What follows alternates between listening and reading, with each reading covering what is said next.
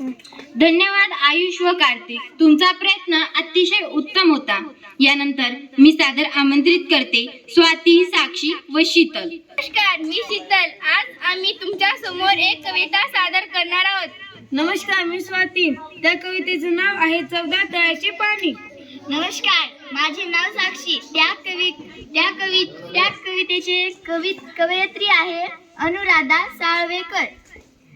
14 तळ्याचे पाणी, चवदार तळ्याचे पाणी, नवशक्ती मानवा आणि चवदार तळ्याचे पाणी, नवशक्ती मानवा आणि या शक्ती मागे मूर्ती, भीमकाय देई स्फूर्ती, जणमुक्यास दिली वाणी. चवदार तळ्याचे पाणी, चवदार तळ्याचे पाणी, नवशक्ती मानवा आणि चवदार तळ्याचे पाणी, नवशक्ती मानवा आणि तेजा बदलाचे झाले, दिनांना प्रेरित केले, अन्यायासाठी लढणी, नवशक्ती मानवा आणि चवदार तळ्याचे पाणी, नवशक्ती मानवा आणि नाकारून परंपरेला, स्वीकारून मानवतेला,